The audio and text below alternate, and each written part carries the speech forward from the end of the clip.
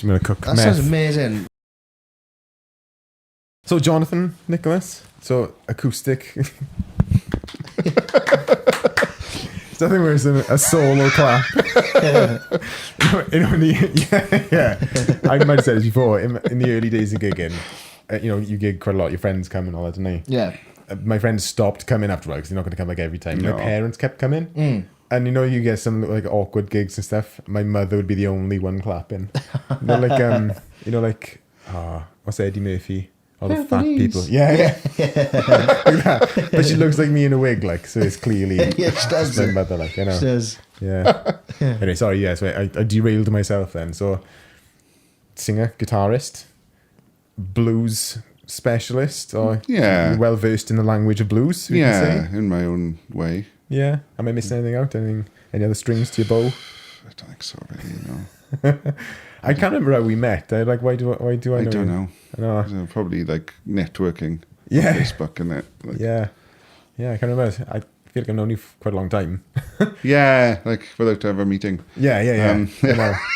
Yeah. It's like that sometimes, isn't it? Yeah. Do you mean? Yeah. It's like if someone said, "Oh, how long we known that person?" You're like, just like, "Oh, we've just been friends since whenever." Like, Yeah, I know. Do you mean? I just remember seeing your name everywhere. I know that on get boards of like me one day, you and the next day, someone else the next day. It's the same names, It's names all the time. Yeah. It's funny how it works, especially like local musicians. I like my old band. Once we started doing well, we never really played Swansea or Cardiff or any like surrounding areas. So it's like I don't really know local musicians that well. I don't really know them. So what was the band called? The Rumblestrutters. Rumblestrutters. Have you Yes, looked? I have not. we did 20s and 30s jug band music, blues, ragtime, jazz. Yeah. Anything to play like a jazz folk festival. We're all things to all like Right, I niche see. festivals. You basically taken from like the early 19th century, 20th century, like the 20s out and put in the modern day, wasn't it? Yeah. Basically. Yeah, which is what all the old blues guys used to do. They used to play. They didn't play blues in the parties they were hired for. They play all like whatever was popular. Yeah. Nice, like. Do you know much about blues? What's your history with blues? Not really. I'm terrible with scales on bass. Like, do you mean I know like there's a blues scale? Do you mean? Yeah. I don't really. I grew up on kind of. I've stuck to what I grew up on, if that makes sense. Do you mean? Yeah. I haven't delved into blues. I haven't delved into jazz. And as a bass player, I should be delving into jazz. Do you mean? It depends. Yeah. It depends what you do the most. Because I tell you who my lecturer was in college was Dave Jones, the pianist. Oh yeah, You know Dave? I've heard the name. Yeah, he was an awesome guy, like, do you mean? And he used to really encourage me, to do some jazz stuff. But Yeah. Empty comfort zone, like. yeah, but I just never did. Got better, through going to college and uni and stuff like that. But Jazz is a different animal. Like one of my dad's friends is a jazz rhythm guitarist called Dave Kelby. Okay. He's like amazing, and he's Right. like also like he like runs a record label for all these gypsy jazz musicians. Okay. Yeah. And is organizes the tours. Yeah. But he had a clarinetist he was touring with called Evan Christopher, and my dad was a photographer, so invited us to go see them. Like he was taking photos of them during their like sound check. Right. But this Evan Christopher guy was listening to yesterday's performance on his Apple Mac. Yeah. And then he's turning to the guitarist and going, in the third song, in the 8th bar, like you need to drop out. Right. And they're like, oh, okay. And it's just like, what? Yeah. And then apparently in the sound check, he was turning to the guitarist and going, you're playing one too many notes. Right. And he made him play this like solo over and over until he isolated this note and stop. Is it? Yeah. Wow. Gypsy jazz, but I Oh yeah, that's like love gypsy jazz. yeah. That's a different thing to jazz. Again, Oh yeah, it's wild. bouncy and energetic. Like to improvise over. It's more fun, I think. I find it much more fun to improvise over gypsy jazz than standard jazz. Or like, I don't know. Jazz people don't even like the word jazz, do they, either? No. Is it? Yeah. What? Yeah, it's just a massive umbrella word for anything that isn't categorized as anything else, but complex. Okay, I see. Yeah. That's what I feel about it. So we used to do like jazz festivals, but we weren't really like jazz. But we used Yeah. to do like Tiger Rag and stuff like that. Yeah, but it was yeah. just like we were like booked as like the band somebody would like if their partners brought them. Because like it's a bit of a beat and a bit like up tempo. So how does the jug actually work? So the idea of jug bands is they were just improvising instruments. So it is the bass. So you blow the note into the jug. And that's just one note, or can you change the note? Yeah, you can change the notes. Okay. So you can just play in the bass line into the jug. You just blow into it? Yeah. Like an actual jug. Yeah, like a I've jug. seen them. You know, like the old, like a scrumpy one. Do you know what I mean? Like a scrumpy jack kind of Yeah. bottle. Yeah. But big. Yeah. Yeah. That's my old harmonica player, Liam. I had a scrumpy thing that I think Wal gave us, the bassist Wal. And we sellotaped like a tie mic to it. Right. And that's how we used to like that. And it's like we played like festivals with like proper soundmen, and they just like, oh, here we go, plug a jug in, please. Is it? Oh yeah. They sounded really good. Like it was, how does it? I don't understand how you can change the note. Is it? So you like blow the note. It's not just going. Yeah, you blow the note. You play like this. I thought it was literally just blowing, like you blowing over the top. Oh no! You blow the note like you use your voice to blow the note. Into the jug. I understand. I didn't used to do it. We gave it to Liam because he was like, he got free hands. So Yeah. Harmonica player. Wow. Liam, yes, Liam Ward. Well, that's new information to me. I didn't know that was a thing. Yeah. It's a thing. Wow. It's a thing. I didn't know how it worked. Yeah, I've seen you around, and Toft, can't remember his first name, teaches him at the boys' school. Oh, there you go. Yeah, he was our mandolin player / banjo player, and he had a kazoo and a harmonica. Right. Yeah, a few of my students used to say as well, they used to, like throughout the years, do you know what I mean? Like over the last 10, 15 years of teaching, they would be going to the same school, so they would say, oh, do you know this band? Do you know, like, I always tell them about your band. Like. we were memorable, if nothing else. It's different. I'd never seen anything like that before. And it was good that you were, like, popular, do you know what I mean? And you were gigging regularly. So we did quite well considering what we were. Can we still find your music anywhere? Yeah, on Spotify and all those kind of things. Yeah. Did you ever do any original stuff for the band? Yeah, so our first album was half covers, half originals. Yeah. Oh, yeah. Recorded onto tape. Like proper old school in takes. Kids don't know what tape is now, do they? Reel-to-reel tape in takes. To the point where we did a drop-in for one of the songs, and they were like, if you get this wrong, we have to do the entire thing again. Go. See? That's a different level of, like, anxiety when recording it. But like, just because you have to be, it, like, tightened us up. Yeah. I feel like I saw something on, I don't know, I don't even watch, like, TV, but Sky Arts years ago, they did in Nashville. They took session musicians from Nashville, put them in a situation where they would record in a room the same way that they did back then. Do you know what I mean? Yeah. One mic in the middle of the room hanging down, and they were actually placed around the mic in the same way that you'd kind of mix. Do you know what I mean? With the backing vocalist behind. And the singer, they needed it to be like louder. Like they told him to go closer to the mic or pull the guitar around. To spin that way, like we tried doing that.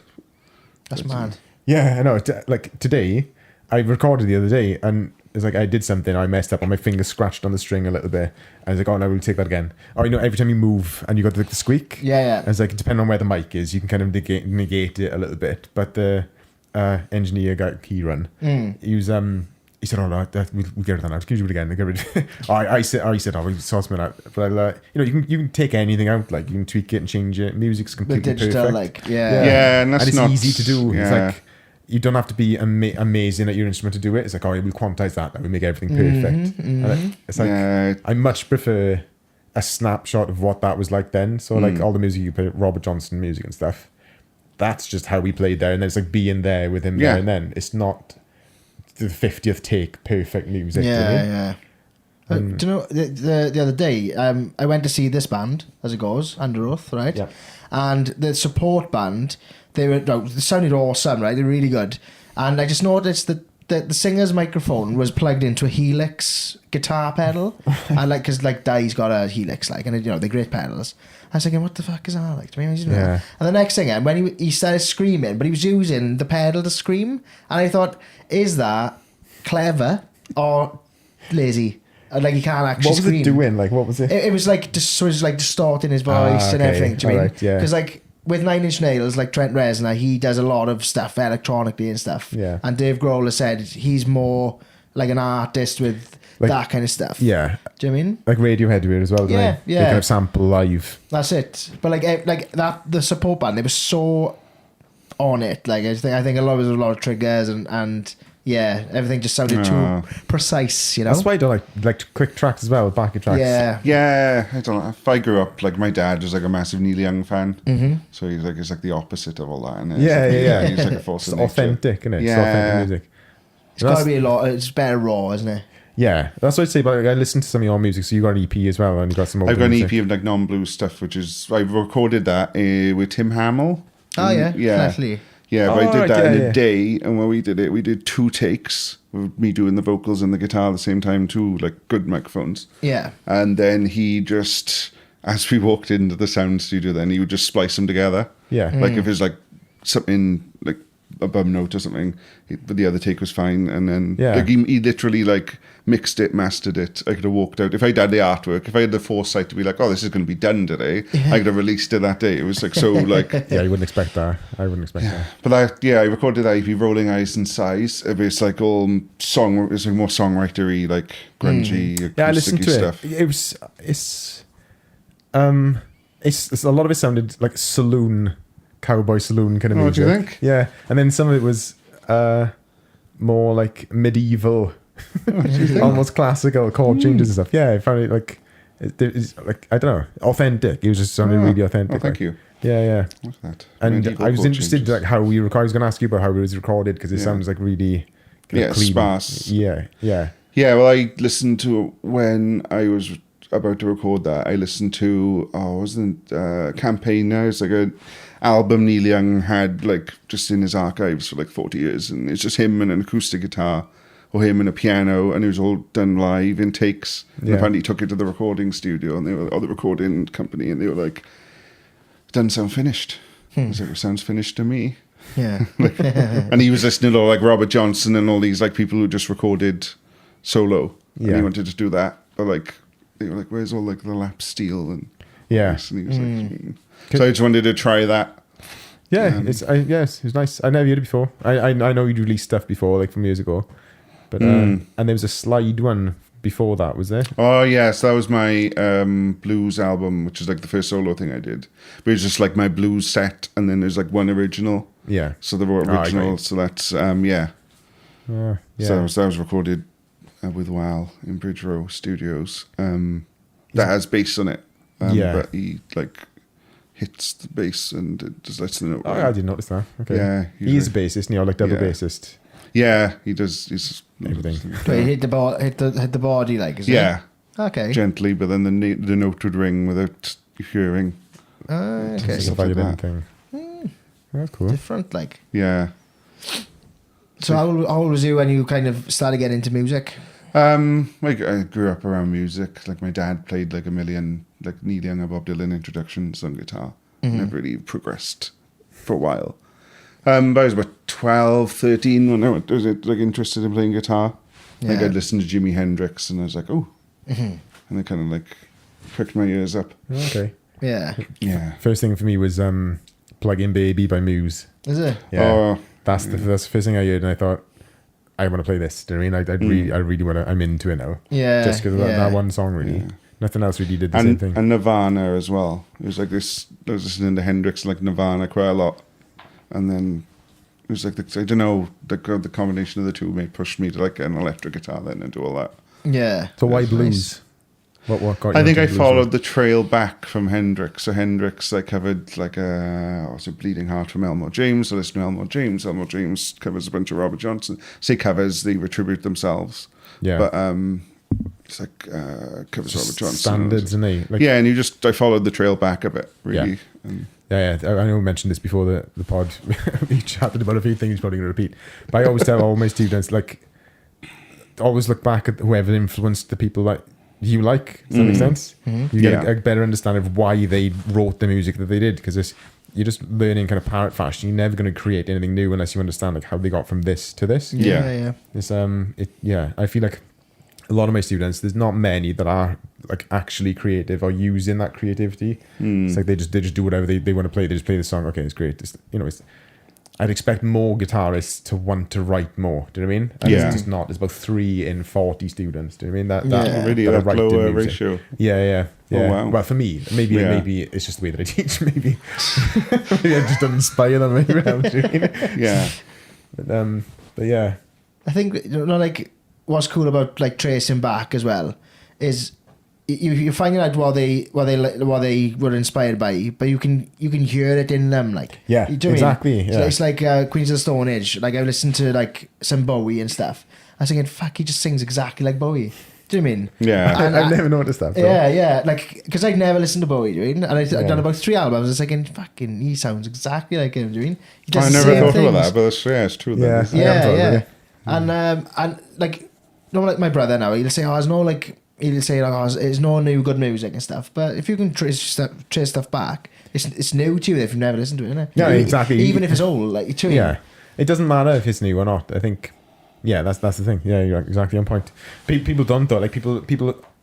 I was going to say absorb music. People digest music differently than they used to though. Oh yeah. It used to be you'd buy an album and you'd listen to the album. Yeah. Like I say for Plug-in Baby, I bought that album because it was orange. I remember looking at the album, the cover, and just liking the colours and just buying it. You know? I'd never heard of music before. I just picked it up. I just it's purely on the fact that I liked orange.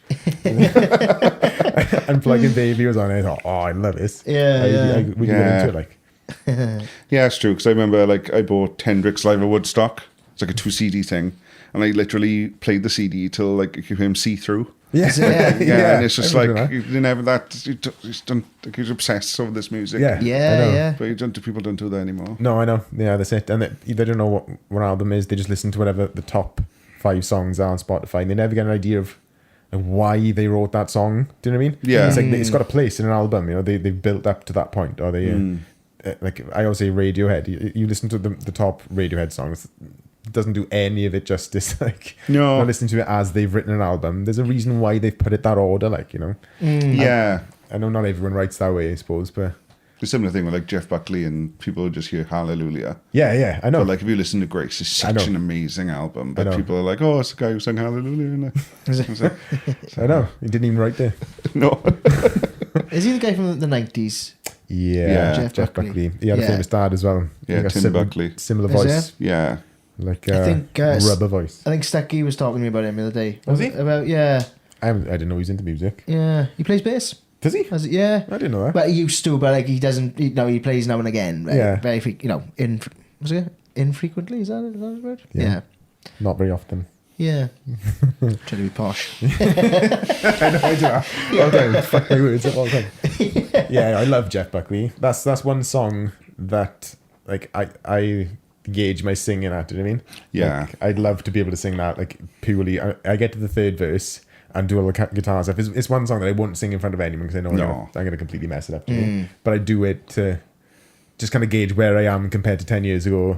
You know what I mean? Yeah, I know. I do it again. Well, like marking your height on a door. Like. It's really hard. He's got such a ridiculous voice. It's just so massive range. Like. Even like the way he does like the vibrato with his jaw. Yeah, I know. He doesn't use his vocal, and it's just like everything you should. If a go into a tutor, they'd be like, "This is like the wrong way to do it." I know. It's he's like ridiculous. It's completely effortless. You see him doing a lot of the stuff is kind of again like live, isn't it? It doesn't feel polished really. No, I know. Not after production, post production kind of stuff. Yeah, it hasn't been quantized. It hasn't been changed. It hasn't been pitched. It's as he would have performed it live if you were in the room, like. Yeah, and it's completely flawless, like. Yeah, it's sickening. Mad. Yeah, I know.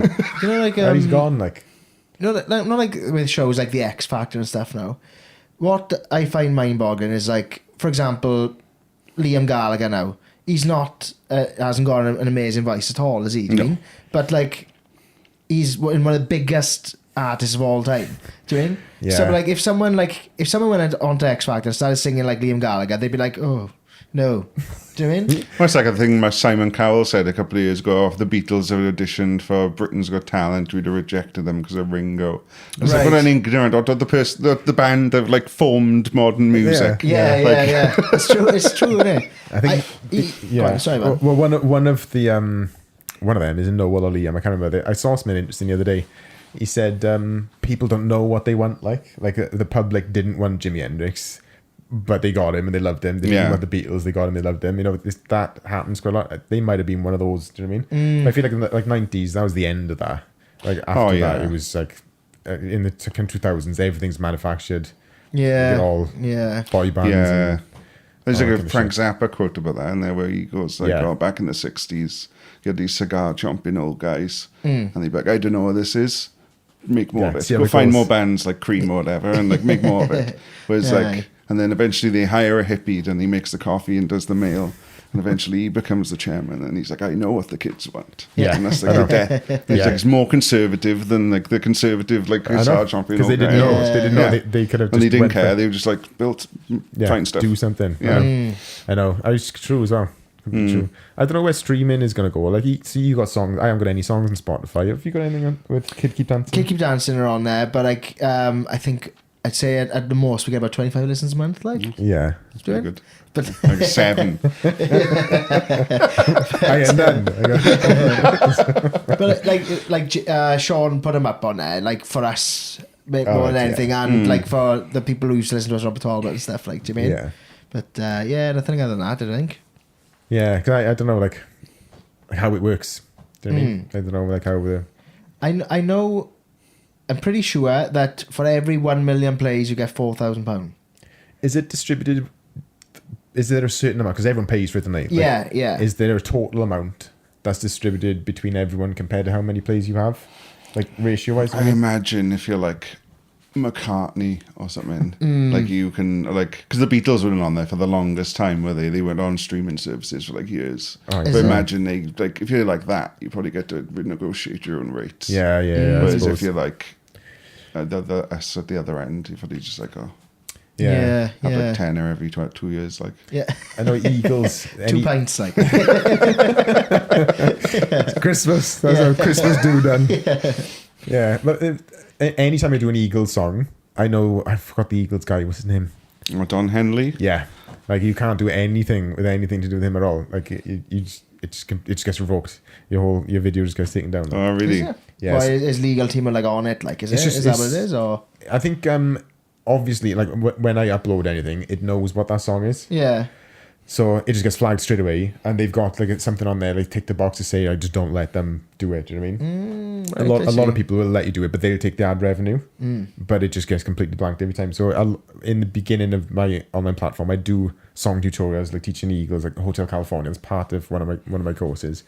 Put it up, and everyone's complaining that they couldn't see it. Like, yeah. And when I checked over, it's because of that. It's because he got wiped. Like, yeah, I know how to use it. I don't know how covers would work. Yeah, I'm not sure. I think it's complicated. If you put a disclaimer at the I'm sure like if you put like a disclaimer at the bottom of the like of the description of the video, I think you can cover yourself that way. But I've never delved. Yeah. Do you know what I mean? I think Di's had problems before my guitarist died. Like. Yeah. Do you know what I mean?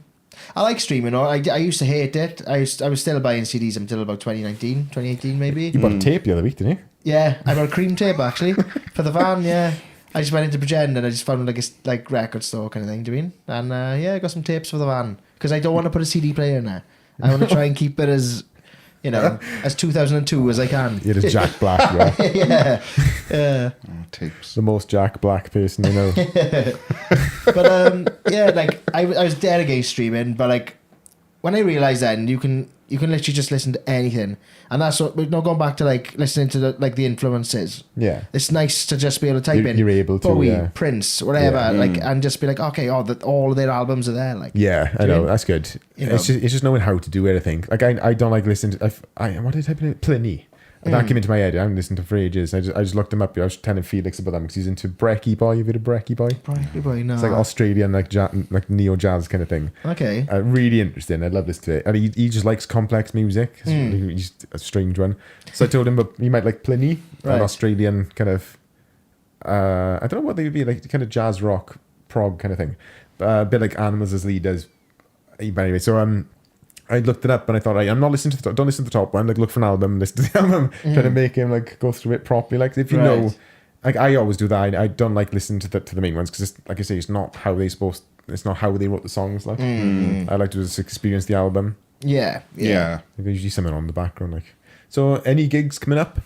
Yeah, I got 2 gigs next month. One in the Tav, in the Uplands Tavern, on the 7th of August, Wednesday evening, with a harmonica player called Ted Crook. Very good harmonica player. And then I'm playing in Aberjazz in Fishguard. We're opening the festival on the 22nd on the Thursday. Cool. Nice. So that's the same deal then, is it? Yeah, me and Ted. Cool. Yeah.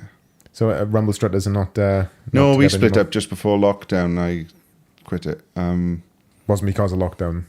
No, it was about 6 months before lockdown because I wanted to do more like solo stuff. Yeah, okay. And I did some solo stuff, and then lockdown happened, and then so that was the end of it. And Swept your feet from under you. yeah. Yeah, so you've been busy though. Like, what's the most gigs that you've done in 1 year? Do you know what I mean? I don't know. Like, we were together about 5-6 years. Band was ultimately the busiest I've probably been because it's a bit more. It's just easier on the year than some of the old blues stuff I do. It's very niche. I'm a niche within a niche with the old blues stuff. Niche within a niche, yeah. Whereas the band is more like we could play vintage festivals and all this. We probably did like 200-300 gigs in the space of like 5 years, as well as us all having like other things as well. But none of them were like Swansea. We probably did play Swansea like 2 or 3 times a year. I can't think like where you would be in Swansea. We played a jazz festival. They used to put us in the Queens. Okay, yeah. The last gig we did in Swansea, just before we split up, was in Jack Murphy's on Wine Street. Yeah. It's the only gig we ever had 2 booked, and then they were like, all right, thanks. Oh, okay. But folk clubs, we used to play a lot. Like folk clubs, that's actually where I started playing in front of people for the first time. Did you play in a narrowboat? Did I see a video of you? Oh, I did. Yeah, that was somewhere? The narrowboat sessions I did. Yeah, that was interesting. I've never played in a narrowboat before. Yeah, it was just different. We played a few different weird things. Yeah. Weird gigs. We had weird gigs. Any bad ones? Any memorable because they were? I don't know. We did a gig for the National Music Teachers Awards. So we were like doing the Stings. So they put like a weird band every year. Right. And it was just like, yeah, that was weird. Rather than bad, it was interesting. There's some girl from T4 like presenting all the awards. Yeah. And she was like, oh, somebody's birthday was getting an award. So do you all know Happy Birthday? And we all looked at each other. It's like, we've never played Happy Birthday in our lives. Surprisingly difficult if you don't know it. Yeah, so we were sitting in front. So like we were sitting on the side in front of the sound desk, and we were like, right, I'll just work out the chords. Liam, you just work out whatever. And they just like the soundman just laughing. Like, come on, Happy Birthday. That's the worst because you don't plan for that. You never learn Happy Birthday. We did it. It was a weird gig. That was. Yeah, but it was good. It was in like a Mayfair hotel. Okay. It was like a proper like posh. Yeah. There's a gig we did in Pembrokeshire where we do one song that's on. We used to do one song that was on "Oh Brother, Where Art Thou." The film. Not that one. But he's in the jailhouse now. But somebody booked us on the basis of that, and they thought all of the set would be from "Oh Brother, Where Art Thou," and they had like "Oh Brother, Where Art Thou" soundtrack playing beforehand. Right. It's like, you're gonna be bitterly disappointed when you start playing.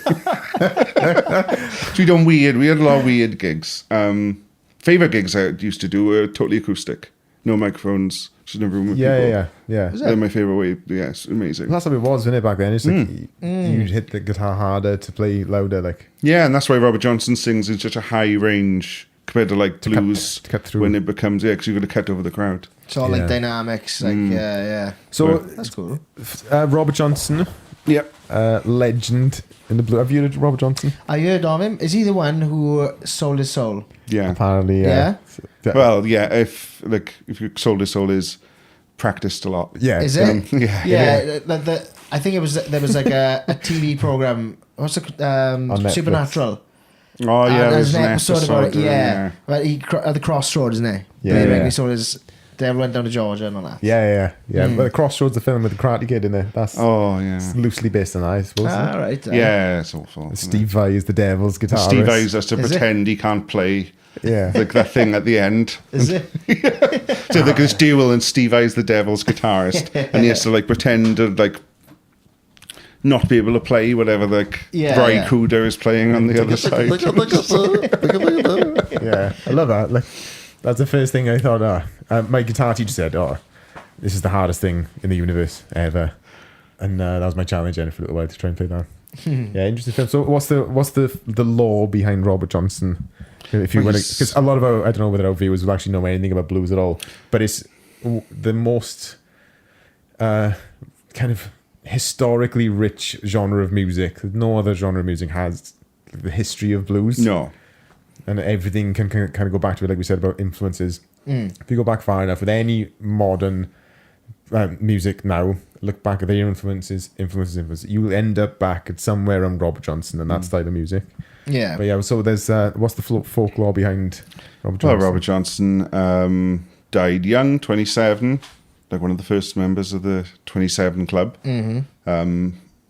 He's known as King of the Delta Blues. Wrote some very influential songs. Where he was in his lifetime, he wasn't that big, but what he did is influence a lot of the musicians in the British scene in the 60s. Okay. Robert Johnson, even though he died in 1938. So obviously wrote like Sweet Home Chicago, Crossroad Blues. I've recorded like 28 songs. I think my memory is awful. Even for things I like obsess over. But yeah, he's a very influential. Was seen as a like, if you listen to all the blues of that kind of era, it's very like. No, I wouldn't say not structured, but it's a lot more loose. Whereas Robert Johnson is seen as like the standardization. He is the person who likes you know, the 12 bar like boogie, guitar boogie, or piano boogie thing on the guitar. Even though he wasn't the first to record that, it is accepted by people who travelled with him. He's the first person to do that. Yeah, I know. It was like, didn't it follow more the story behind the songs before that? It was kind of could have been 16 bars or 18 bars. It's just whatever. Yeah, it kind of falls. And he was the first one who really like, if you listen to his lyrics, like Bob Dylan does this thing where like, he talks about, I heard Robert Johnson for the first time, and he's just like a song will come on in my kitchen, which is using like allegory and stuff, and he's like the first.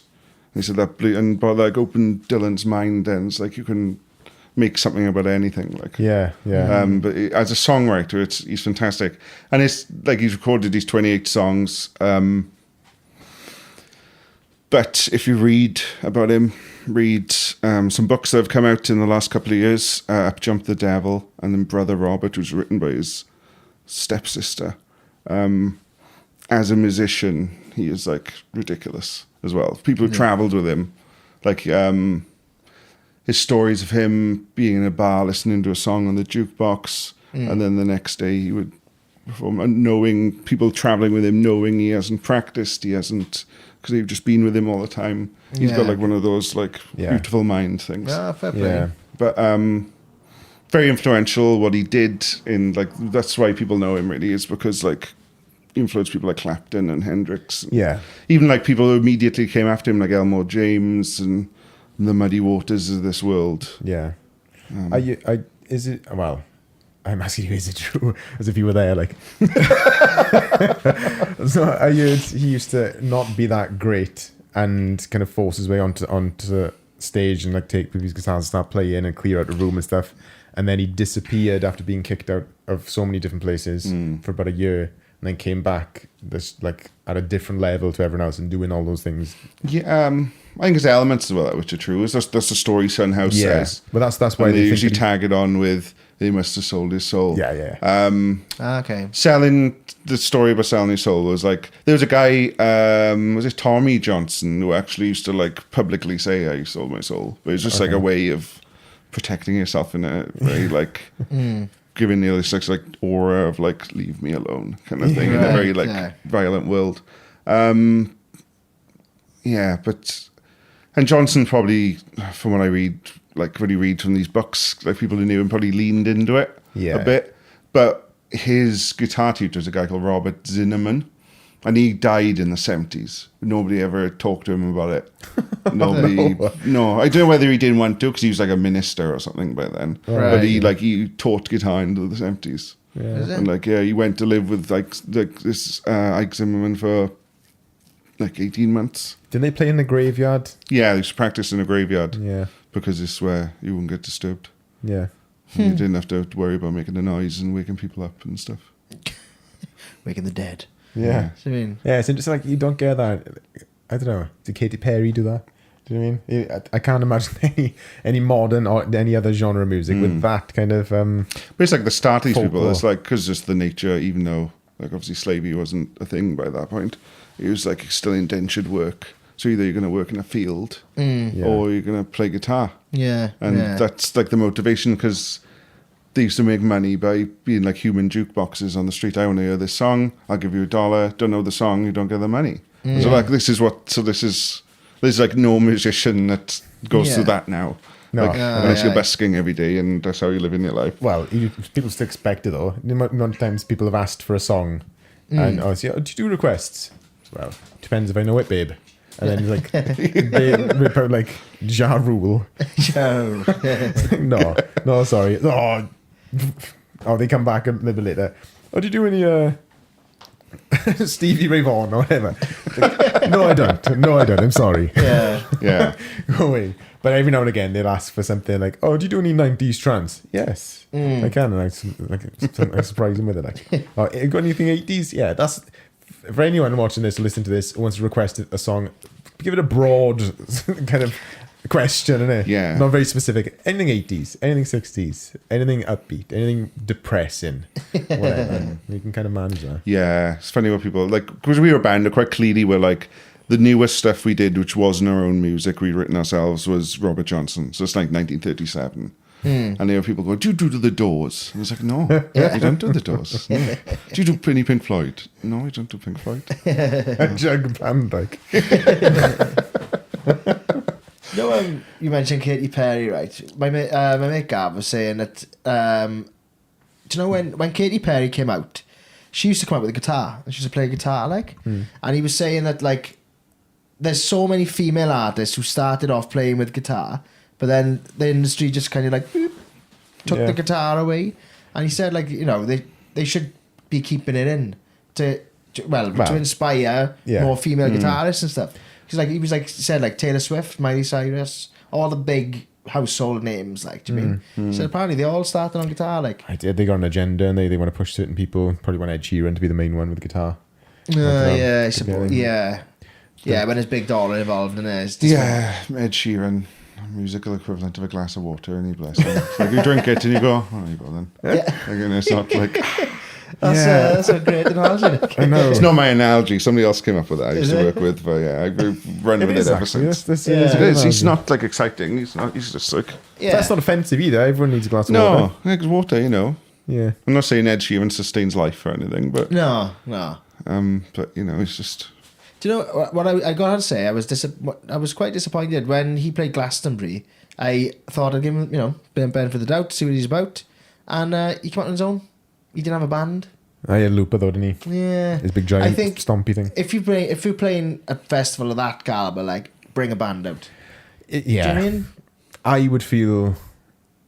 Yeah, I was there for. I left. Because it was all kind of the same, you know. Like I do loop and stuff when I'm doing gigs, and I make a point of not making everything start the same way. Do you know what I mean? Right. It felt like the build up is like 2-minute build up for whatever it is. Then he cuts it off, starts rapping for whatever, and then he brings it back in. It's like we've seen you do this loads before. It was something a bit different. Do you know what I mean? I think, you know, the first time you see something like that, it's impressive. But I wouldn't say it's hard though.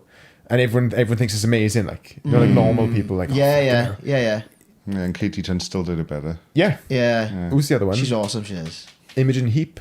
Imogen Heap was amazing. Yeah. We seen her in Glastonbury. Remember, she had a shitload of glasses, and she started the song by like running her finger on a glass. I was probably in a different universe, mate. I love Imogen Heap. But I always remember that.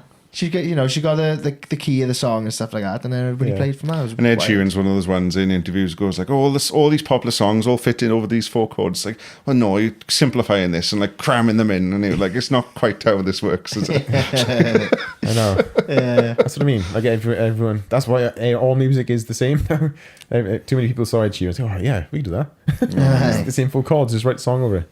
Yeah, sing about breaking up or something. There's a thing Joni Mitchell said years ago though, and the industry doesn't want artists or anybody anymore. They just want people who are compliant and just go along. Yeah.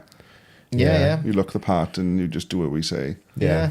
So. There's so many bands where like I've seen and I've said to like my old man, I'm like, they're too good to be famous. Do you mean? Because they actually can play, like. Yeah. Do you mean they're actually too good? They do their own thing. I liked the band we saw in Glastonbury before. They called Fucked Up. Remember those? Yeah, I remember Love them. that. They just didn't give a shit. They climbed on everything. I thought they're not going to go far.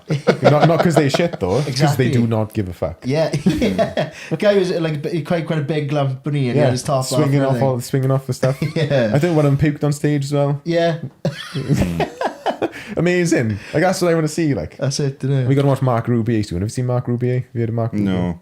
He's great. Yeah, he's I saw him during lockdown. He used to do like a church every Sunday. He'd do a live stream to his audience. Oh yeah. And he'd completely improvise it all. He'd take a phone call off someone and have a conversation, and then he'd stop. He's got a moustache. He's in like a dressing gown. He's got a keyboard and a looper, and he just builds a song there and then. But it's not a boring kind of loop. You know what I mean? It is really interesting. It's really clever how he does it. And there's no one gig. There's no two gigs the same. Like we got tickets to go see him in a bit now for my birthday.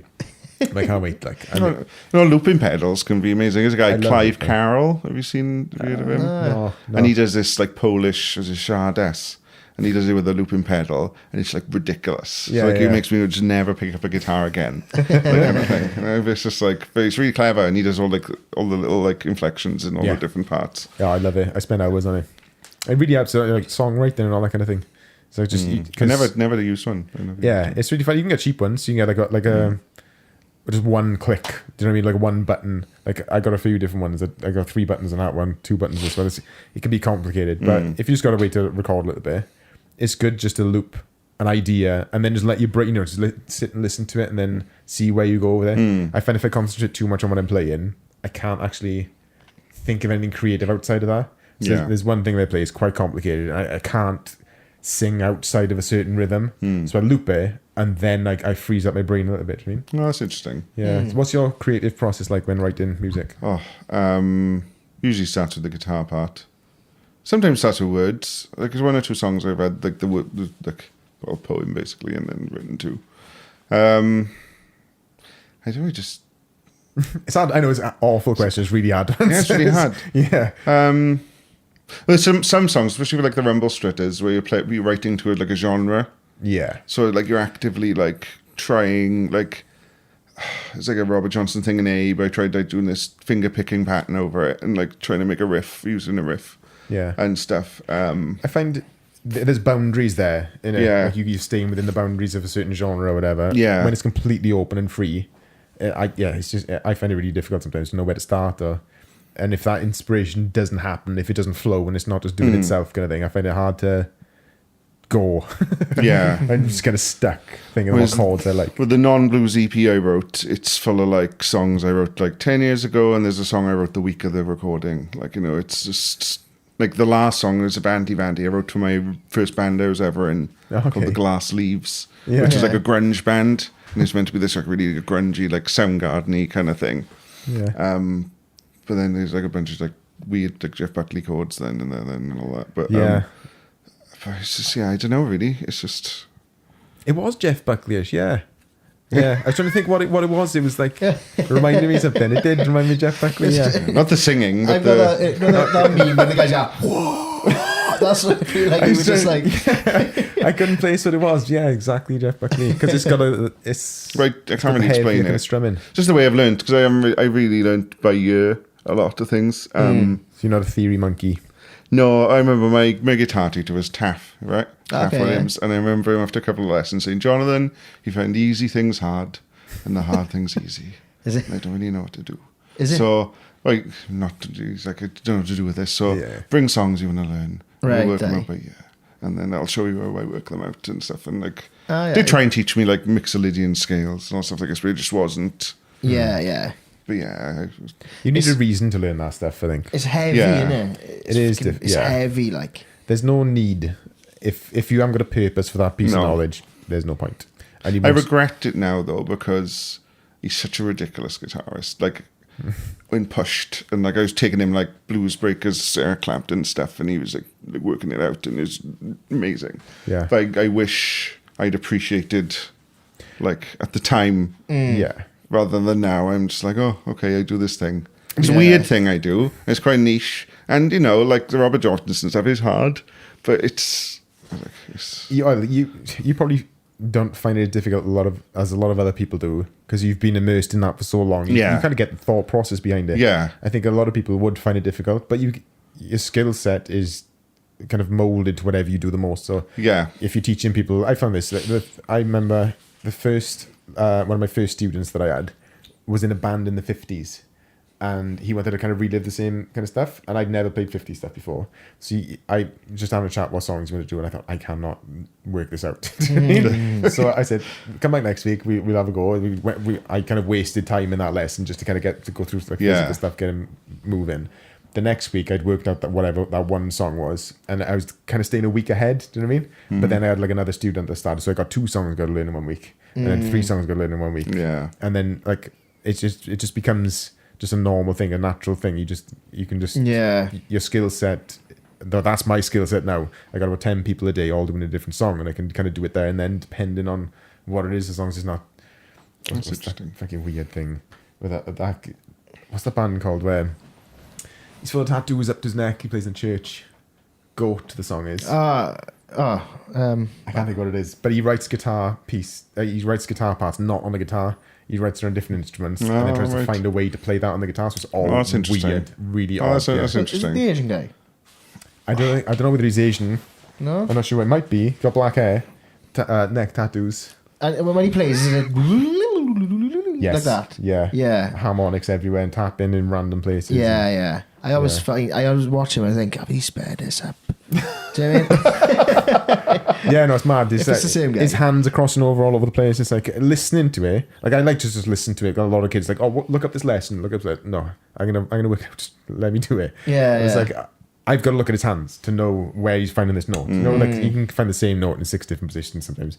It's like he's playing in the most random, wacky place twice at the same time. It's like, no idea what's going on. Like that's one of the things with the Robert Johnson stuff is people try to like recreate it and all that, but like they like talking about like notes in different positions. Yeah, like they overcomplicate it sometimes. Yeah. It's like Robert Johnson's a lot about leaving notes hang.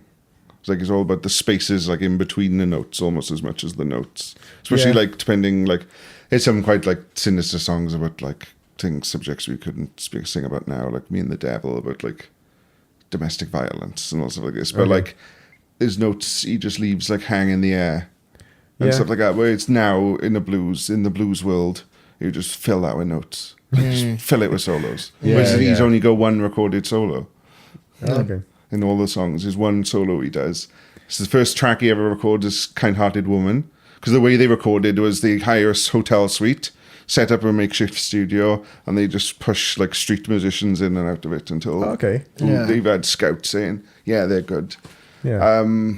So they do a take, which is their interpretation of it, and the producer will come in and say, no, try this.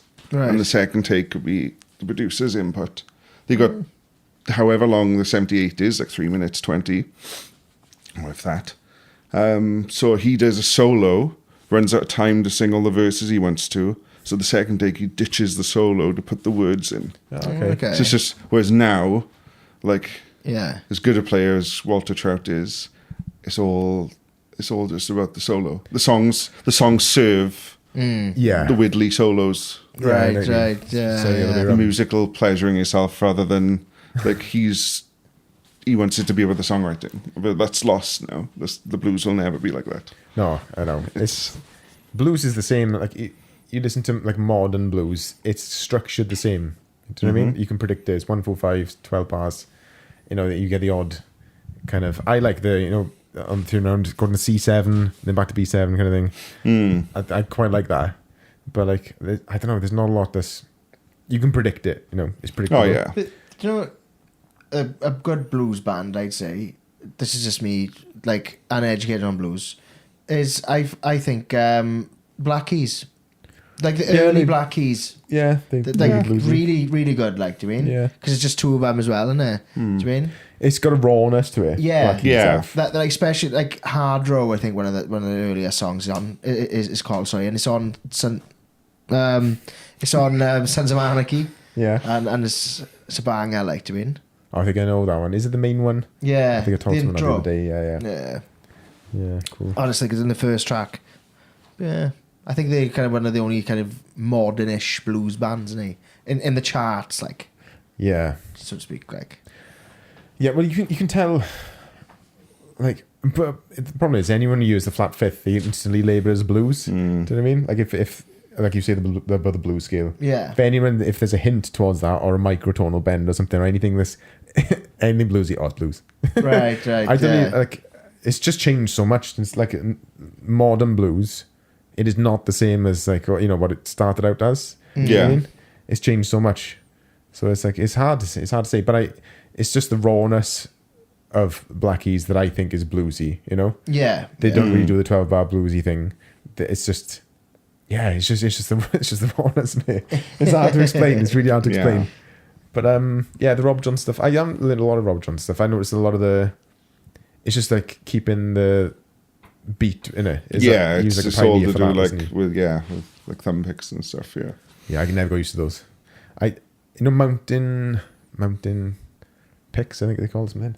I don't know. They reached out to me. One of the first people who reached out to me to like product placement thing on my YouTube channel when it first kind of blew up. Is it? Yeah, well, nothing's happening with it now. But I tried them. I just couldn't get used to it. Like, I promised. I use these like metal Dunlop things because I read this guy who travelled with Robert Johnson called Johnny Shines, and he said they use his metal finger picks and stuff. I don't use the finger picks, but I use the metal thumb pick, and you get like a really good like solid, like thud. I love the blues names, like blind Willie, whatever, and Blind Lemon Jefferson. Yeah, You grew your nails out for a while, didn't you? I did. Classical that was for though. Ah, right. I see. Yeah, that's like a proper classical thing. That is. Yeah, they wear down like really quick. So I learned they put super glue on your nails to stop them wearing down. Apparently. Ah, okay. Yeah. Like you'd put nail varnish on a conker. keep it hard. Like. Yeah. Doesn't work for Put you. your hand in the air and cupboard for 10 days, like. Yeah, I can't do jiu-jitsu now. I garrote someone like pull their throat out. So what's your future plans for like music wise? I haven't really recovered from COVID, to be honest. Like I haven't. A lot of the like. We were like, as I said, the band kind of split up 6 months before COVID, and I was doing solo stuff. And my last solo gig was really good. It's like in this acoustic club in the Lake District. It's nice. Decently paid, very well paid actually. Solo thing, and it was like the first gig where I was trying to approach it genreless. I was like, I'll do Robert Johnson stuff, I'll do some of my own stuff. It'll just be like a wild mix of everything. Yeah. But then, like a week later, COVID kicked in. Then, and there was that. But that doesn't exist anymore. Bunch of people we used to gig for, like, the venues just immediately shut down because they were running. The whole landscape changed after that, and nothing was supported in the arts until like the Royal Albert Hall started going, oh, we actually struggling now. Yeah. And they all went, oh, that might affect us. Yeah, let's help them. I haven't recovered from it. I haven't recovered either. No, a lot of the kind of weddings that I had booked and they had planned got moved or cancelled. And last year was the last year of that. Do you know what I mean? Like this year's the first year where there'd been nothing. But it's like I was just so kind of full last year of doing gigs that I'd already been paid for. Yeah. It comes to this year. I haven't done any promotion for it all. I've completely burnt out with wedding fairs. Hate wedding fairs. So it's like I can't do them anymore. But this year is kind of, it's like my year one again. Do you know what I mean? Yeah. That's the thing. That's what put me off. Because like you would be like starting again. Yeah. And I got like 3 small children now, and it's just like I couldn't be like, oh, I got 3 gigs in Camden in the next weekend. I can't do it. I know. No, I tried for it when my oldest was young, like when he was about like 1 or 2ish. I was still waking up at like 6 in the morning and stuff. I'd be getting in 4 or 5 in the morning. It just doesn't work. Like no. How old are you now? I'm 36. Oh yeah, we're more or less about the same age. I'm like 37 this year. Yeah, same thing. I feel like I'm in that point where do I have the energy to do what I did before? Do you know what I mean? Yeah. It's like in my like mid-20s, we used to play Camden like every 2 months at a place called the Green Note. But like we did a gig in the Blues Kitchen. It's the only time we played a gig in the Blues Kitchen. It's a cool place, isn't it? Yeah, we did the Tuesday night. Yeah, and then I'd like booked the Monday and Tuesday off because I was still working part time. Right.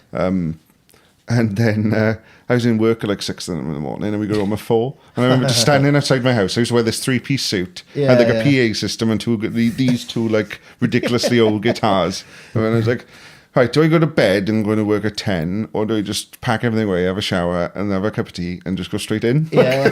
I couldn't do that now. You'd kill me. Like, I struggle going to bed at like 11. Yeah. Like, I know the feeling. I literally, like 2 weeks back, I played in a wedding band. Like, oh, yeah. And we played in Cornwall, so I left at 2:30, and then got in at 10 to 5, and I woke up the next day, and I was just like, that's it. It's like you got a hangover, innit? Yeah. You got a sound hangover. Yeah, because like I've been playing in a wedding band for about 8 years now, and I just thought, nah, I can't do it anymore. Do you know what I mean? Was that a turning point? Was it? It was, yeah. Because I had a jiu-jitsu class at 11 o'clock, and I was like, I'm not missing that. Doing, and then I went to my mother's for dinner. Then I went to watch my missus play rounders. I was like, I want to be able to do these things, like, doing, and it takes away from that. It does, and like, just for a bit of cash, like, well, it's not cash. It's all above board. It's the money's good, but I'd rather have my life. Yeah, do you know what I mean? To go and play 2 hours of music in fucking Cornwall. Yeah, I did that. People who don't really want you there, like. That's the last solo gig I did. It was in March in Brixham. Oh yeah. And I drove up and back at the same. Because I was like, I'd rather be home at like 4. I question that. So you're there then in the morning, like, innit? Yeah. Otherwise, you like stay there and then like you get home like 1 in the next day, and I'm just like, you're spending the money on a hotel then as well. Yeah, like, that's my thing. Like, there's a few venues. There's one in Sussex. There's a couple in Cornwall that I will make an effort to go because they're nice people, like, and they like me being there. They like me. Like, I like doing stuff for people like that. But like I question now. I'm like, do I really want to go drive 4 hours there, 4 hours back? To play for 2 hours.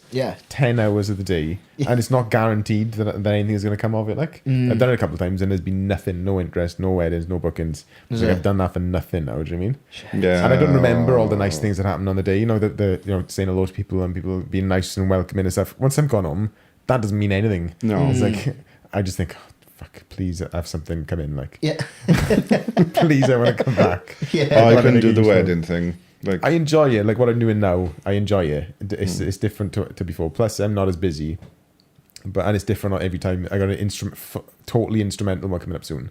So they've asked for like 5 different songs for the ceremony that I've got to kind of arrange for instrumental that sounds guitar. Interesting. It is interesting. Yeah, it's good. It pushes me a little bit. Yeah. And then I found out on the weekend that the 2 sets that they went after it, they don't want any vocals.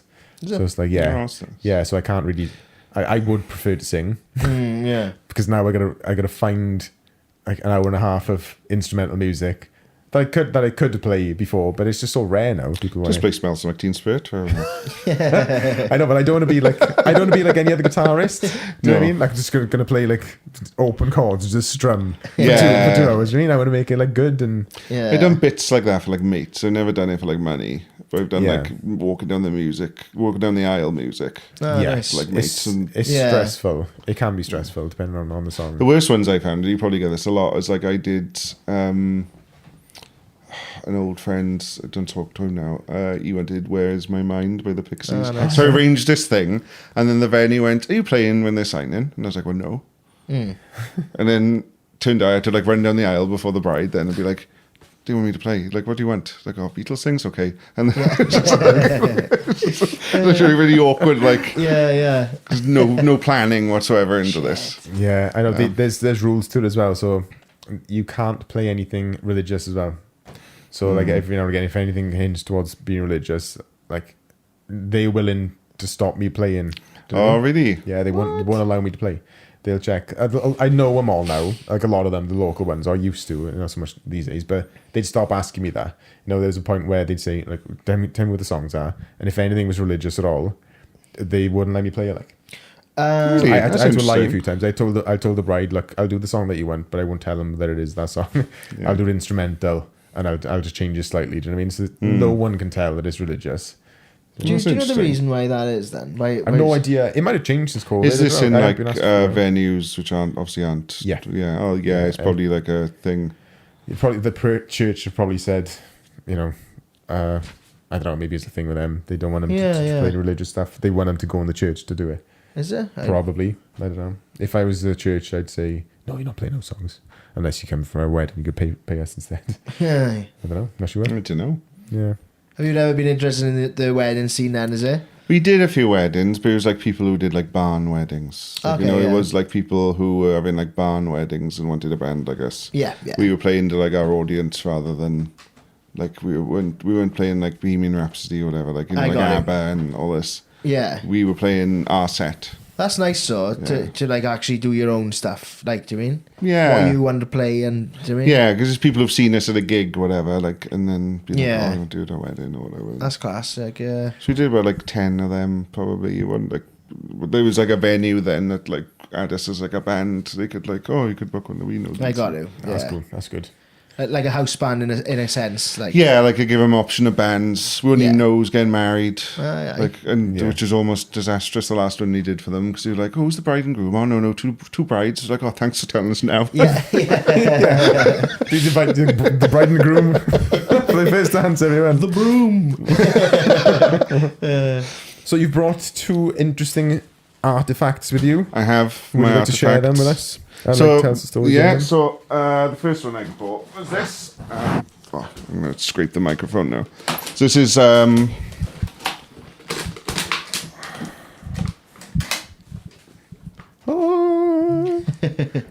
effect. I haven't got my. I'll put this down here. It's going to happen.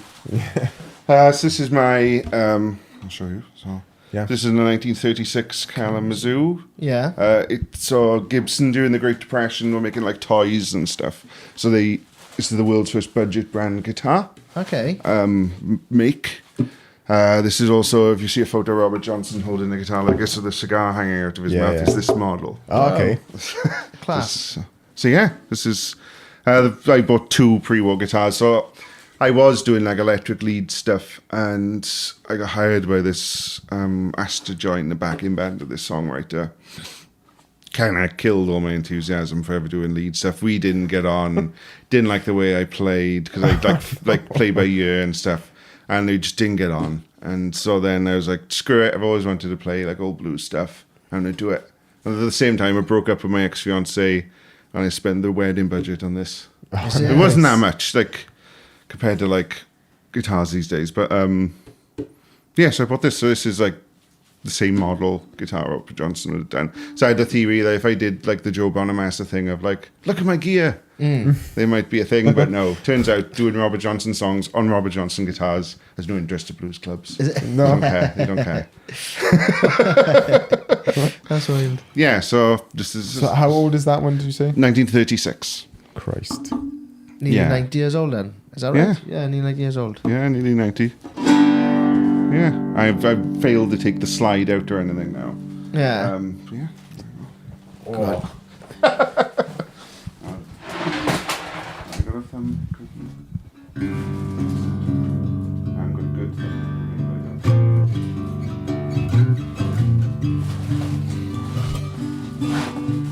Oh, the neck's massive. The neck is Really yeah, I haven't got a truss rod, so the neck is massive. And it's like not round as well. Yeah, it's huge because it isn't a truss rod because they're trying to cut corners. They're trying to make it cheap.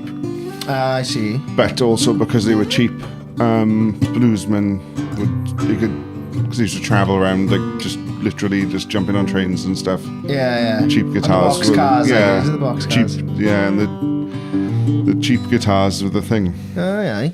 But it's like the best guitar for slide I've ever played. It's the actions. Seems suitable for slide.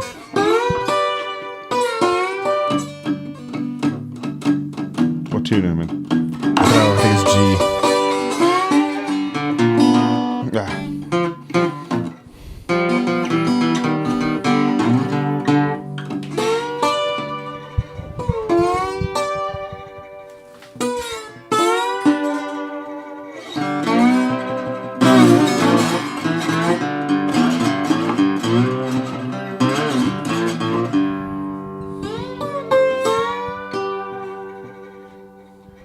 I'm gonna cook that meth. sounds amazing. What slide is that? That's just it's like a brass. It's like a brass slide. Man, that sounds awesome. Like. I know.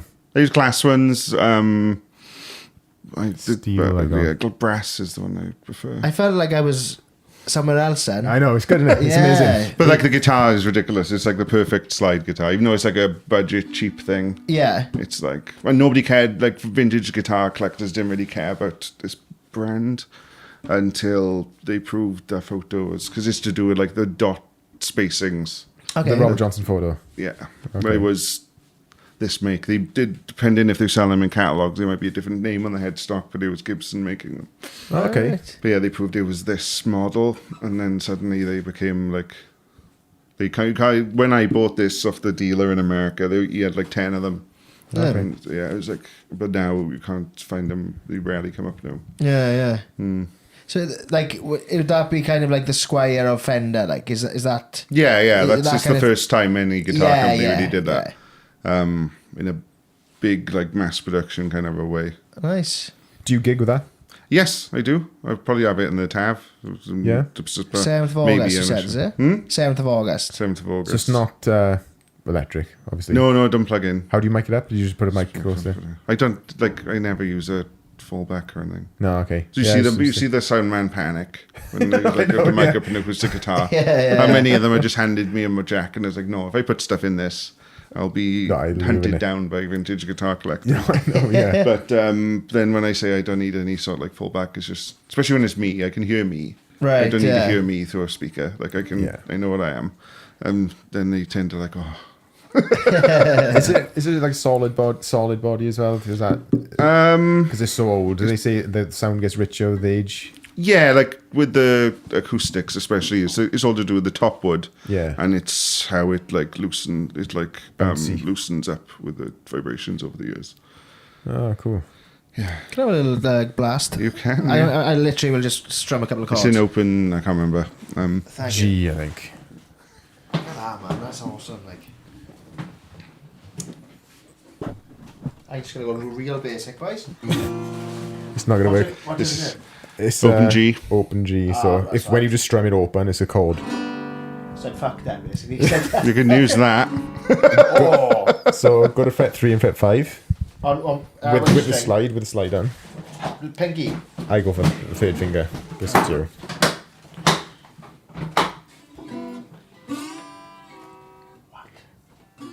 Which string? Go to fret 3, then fret 5. Go back a 4 wherever you want, and go up to fret 12 if you want it to be really cool.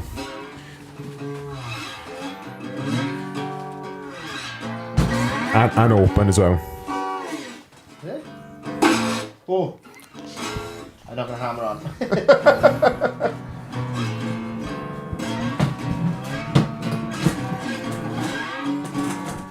Papa Roach isn't going to work on that one. Yeah. No. How can I do this? That's amazing, like. Oh, sorry. I love that you can see all the like, just all the little marks and everything. Life. All the little squares in the paint and stuff. Yeah. And if you underneath the neck on the right hand side, there's like all the slide dents. Is it? Yeah. Where somebody's like bashed a slide. If I pass like here, it's either somebody's ring or slide, because there's like Aye. and there's fret wet.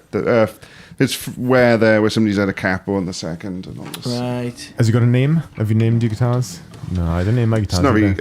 It's like it's 3 times older than me. I don't feel like I get to name it. It feels like I'm just custodian of it for now. You're just waiting for the day you wake up and it just talks to you like, I name you. Yeah. Yeah, man. There you go. So that's that one. Oh, thanks. Reference. Yeah, grab that for a minute. Was it Kalamazoo? Kalamazoo, which is where the Gibson factory used to be. Ah, okay. Out in the States. And so this then is my oldest one. This is a Gibson L1 from 1926. Whoa. This That's a short neck, Nearly isn't it? 100 years. Nearly 100 years Yeah, old. 98. Shit. Yep. This doesn't gig anymore unless it's like a lot of the audience I play to are like sitting down listening audiences. So I see. if it's like somewhere I know I can get in and out safely and stuff. Yeah. I will take it because it does. I had a replica of this made by a guy called Richard Mayrick. Right. That like plugs in and is like a workhorse guitar for when the Rumblestrutters are really busy. I will play that if I can't play this. I see. I guess I'm close up to this. I'll pop them up on the thing when we finish now. For those of you that are watching and Wondering It's whether... a lot more like finger picky, this guitar. It's all like ragtime. Yeah.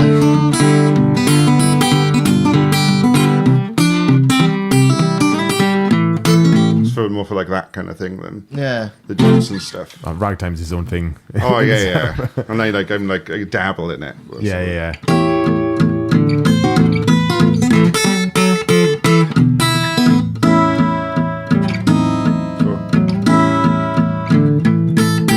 So this is in standard. Right. Okay. Wow. I feel honoured. There you go. I'll take this one back. 1926.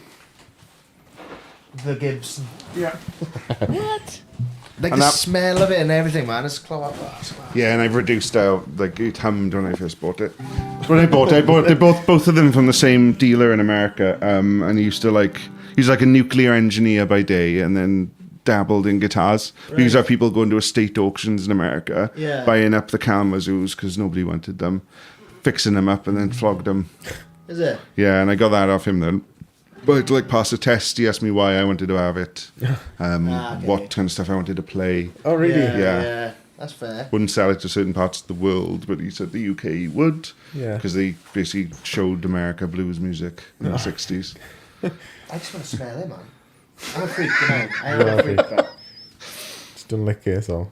But the smell is the thing. Like, that's how you tell stuff's old. Yeah. You can't replicate the smell like that, you know. Do you mean? 1926. So, do you know, like, restringing this then, is it, like... I was going to ask about the strings. Oh, is it? Yeah, I was going to ask. To be honest? No, go on. So, like, how often would you restring this then? Like, when I was gigging it, because there was a period I did gig this was my main gigging guitar for a while. Until I got shouted at by a luthier. Just went in, like, if I was gigging, I'd change them because I use a metal thumb pick. I change them probably every couple of gigs, but is it? Yeah, I use New Tone. They're like low tension strings, but they keep the same like clarity. Yeah, they just don't put the pressure because that's got a truss rod. It doesn't adjust. Yeah, it's just like a big steel bar through the neck. I see. But yeah, I've had some work done on that. Like that, the nut used to be like not bone, right? But that's I had a luthier put one in because it just sounds better, which it does. Yeah. But is meant to look like ebony, but it's actually pear wood dyed. Right. To make it look like ebony because it's just cheaper. What I like is like the frets are kind of like scooped, like curved a little bit. Well, it feels like. Yeah. Or is it just the way they're kind of... They were a bit more like that. It's I've had them because you can't adjust the neck. There's slight bowing. Yeah. So I had the luthier file the frets down to be all flat. They were like scoops where people's nails had just been digging into the fretboard before that. So yeah, well, the guitar that old. Yeah. It happened when you notice on my guitar, the frets, the wear, the wood is worn. Yeah. It's from like is that 15 years? Like that's 100 years old. I've heard you. Some people are terrified to touch it. I've had like guitarists of like decently known bands be afraid to pick it up. Is it? Yeah.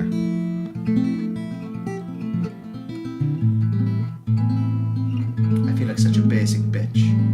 After having a go watching you two play. Yeah, it is. It feels this is a lot thinner. Yeah, it's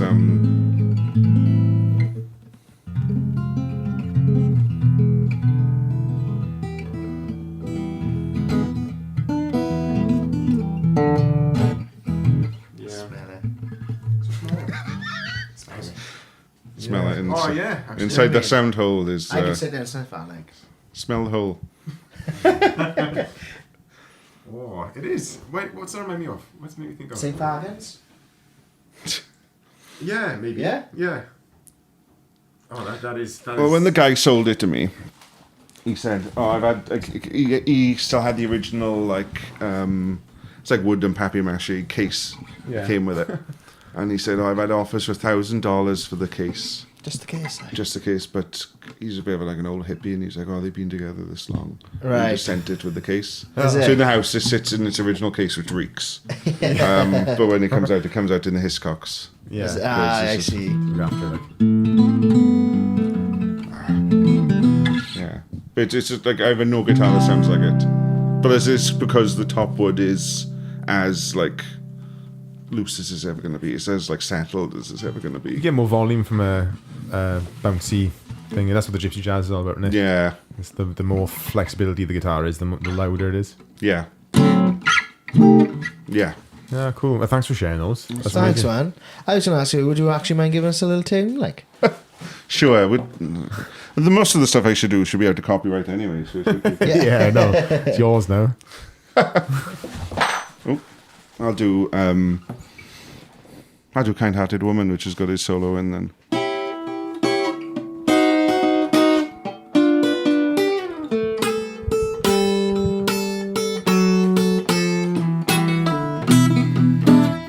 I got a kind-hearted woman, do anything in this world for me.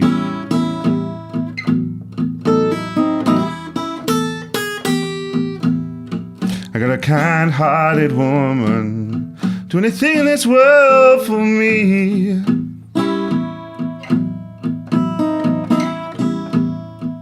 But those evil-hearted women just cannot leave me be.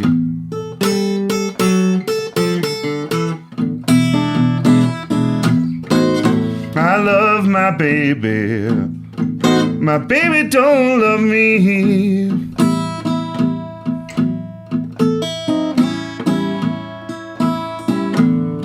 I love my baby don't love me.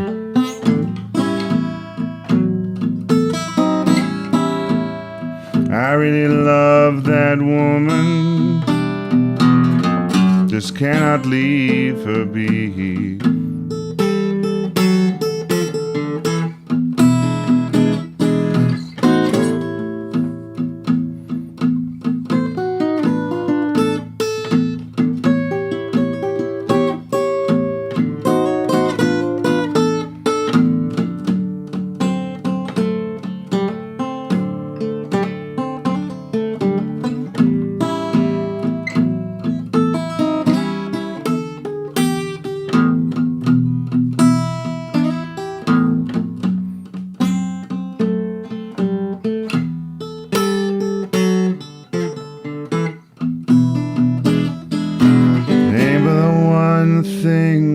That makes Mr. Johnson drink is how you treat me, baby.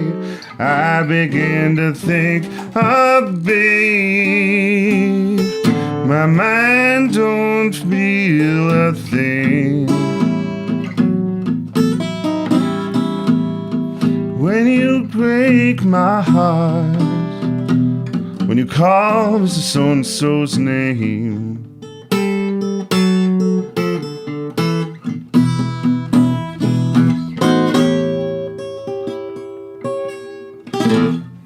Awesome. There you go. Thank you, man. Oh, thanks for having me. Thanks very much. Thanks. Yeah, that was amazing. Really appreciate you coming on, mate. Thanks for having me. That was a great experience. It was good, wasn't it? Yeah. Awesome. So 7th of August. 7th of August in the Tav. Yeah. And 28th or 22nd in Aberjazz in Fishguard, which will have like proper microphones, you'll be able to hear things. Excellent. Yeah, appreciate it. We'll have all the links in the description on YouTube and everything if you want to look you up. Yeah, appreciate it. Oh, thanks for having me. Thanks, man. I'll fade out now.